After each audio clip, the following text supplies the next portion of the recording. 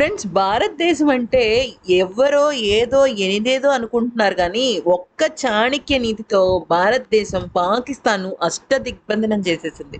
అయితే యుద్ధం చేయకుండానే శత్రువుని జయించటం ఎలా అనేది అత్యద్భుతమైన కళ గదా! దాన్ని మన భారతదేశం సాధించిందని చెప్పొచ్చు. అయితే చివరి ప్రత్యామ్నాయం అనేది మన భారతదేశానికి చాలా చక్కగా అర్థమైంది ఆ విషయం. అదేంటి అంటే మనమేమి ప్రత్యక్ష యుద్ధాలు చేయక్కర్లేదు. కానీ చక్కగా మనం ఎక్కడ కొట్టాలో, ఎక్కడ చావు దెబ్బ పీకాలో అక్కడే ఆ పని చేసుకుంటూ వెళ్ళిపోయింది. అయితే ఒక ఏనుగు, ఒక అంబారి వెళ్తుంటే పిచ్చి కుక్కలు అరుస్తున్నట్టుగా మిగతా దేశాలు మనకి భారతదేశానికి వ్యతిరేకంగా ఉన్న వాళ్ళు అరుస్తూనే ఉన్నారు. కానీ రోటీ కపడా ఔర్ మకాన్ దానిలో పానీ కూడా కలిపేసేసి ఊహించని విధంగా మన భారతదేశం పాకిస్తాన్‌ను దెబ్బ కొట్టింది. అయితే పిచ్చి పాకిస్తాన్ మాత్రం బంకర్ల చుట్టూ అలాగే ఎక్కడ ఏం చేయాలో అర్థం కాక బిచ్చమెత్తుకునే ప్రదేశానికి ప్రాంతానికి వెళ్ళిపోతున్నారు. అయితే భారత్ కొట్టిన దెబ్బకి ఏకంగా 10 పాకిస్తాన్ ఊళ్ళు నీళ్లు లేక మాయమైపోయాయని చెప్పడంలో ఎటువంటి సందేహం లేదు. అయితే పాకిస్తాన్‌లో ఉన్నదే కేవలం 32% వ్యవసాయం. ఆ వ్యవసాయానికి వారికి కొద్ది నీరైతే సరిపోతుంది. ఎక్కడ వాళ్ళు వేరే దాడులు అవి చేయటంలో బిజీగా ఉన్నారు. వ్యవసాయం చేసి ఆ దేశ ప్రజల కడుపు నింపడానికి పాపం వాళ్ళకి టైం లేదు, పాడు లేదు. అయితే భారతదేశం ఇది గమనించింది. ఎక్కడ దెబ్బ కొట్టాలో అక్కడ దెబ్బ కొట్టింది. ఇప్పటికే డబ్బులు అన్ని విధాలా ఆగిపోయి బిచ్చమెత్తుకుంటున్న పాకిస్తాన్‌కి ఇంకా మరొకసారి చుక్కలు చూపించింది. అసలు ఏం చేసిందనేది గనక చూసినట్టయితే వరుసగా షాకుల మీద షాకులు ఇస్తుంది. ఇప్పటికే సింధు నదీ జలాల ఒప్పందాన్ని రద్దు చేసిన భారత్ పాక్‌ని ఎడారిలా మార్చేసింది. అయితే ఇది కాకుండా బోర్డర్‌లో ఆహ్, ఆహ్, కొన్ని రకాల పనులు చేస్తుండడంతో అంటే భారతదేశం ఇప్పుడు ప్రెజెంట్ యుద్ధానికి సంబంధించి చాలా రకాలుగా పాకిస్తాన్‌కి కవ్వింపు చర్యలు చేయడంతో వామ్మో! భారత్ ఎప్పుడు యుద్ధం ప్రకటిస్తుందో అని భయపడిపోతూ అక్కడున్న జనాలు వెళ్లి బంకర్‌లలో దాక్కుంటున్నారు. ఊళ్ళకు ఊళ్ళు ఖాళీలైపోతున్నాయి. నీళ్లు లేక, తినడానికి తిండి లేక, ప్రాణ భయంతో వణికిపోతున్నారు. అయితే ఇక దిగుమతులు నిలిచిపోయాయి. ఎందుకనంటే ఇదే సమయంలో ఆ దేశంతో అన్ని రకాల వాణిజ్య సంబంధాలు తెంచుకోవడంతో ఆ దేశంలో ఎగుమతులు, దిగుమతులు నిలిచిపోయాయి. వాళ్ళకి పనికిరాని ఫేస్ మాస్క్ వేసుకునే ముల్తానా మిట్టి, ఉప్పు తప్ప పెద్దగా ఏమీ కూడా అక్కడ పండవు. కానీ ప్రతిదీ వాళ్ళు భారత్ దగ్గర నుంచి తీసుకోవడమే.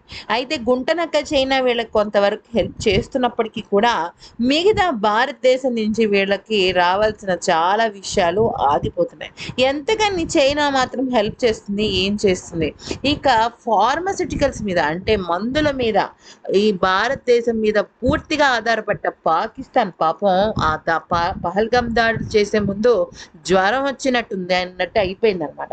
అయితే ఇక ఉగ్రవాదులకు మద్దతుగా నిలుస్తున్న పాకిస్తాన్ ఇప్పుడు మళ్ళీ అదే లిస్టులో చేర్చేలాగా చేసేసింది భారత్. అయితే భారత్ తీసుకున్న చర్యలు పాకిస్తాన్‌పై ఎలాంటి ప్రభావం చూపిస్తుంది అనుకుంటున్నారా? ఆర్థికంగా దెబ్బ కొట్టింది. అంతేకాకుండా ఎగుమతులు, దిగుమతుల మీద దెబ్బ కొట్టింది. నీటి మీద దెబ్బ కొట్టింది. వాళ్ళ వాళ్ళ మానసిక స్థైర్యం మీద దెబ్బ కొట్టింది. ప్రపంచ దేశాల నడుమ మనమే టాప్ అన్నట్టుగా భారతదేశం చాలా ఓపికగా ఉంటూ ప్రపంచ దేశాలు పాకిస్తాన్‌ని చూసి భయపడిపోయి ఒక అడుగు వెనక్కి వేసేలాగా చేసింది. అయితే పంచభూతాల చుట్టూ భారత్ మొత్తం స్టాప్ చేసి పడేసింది.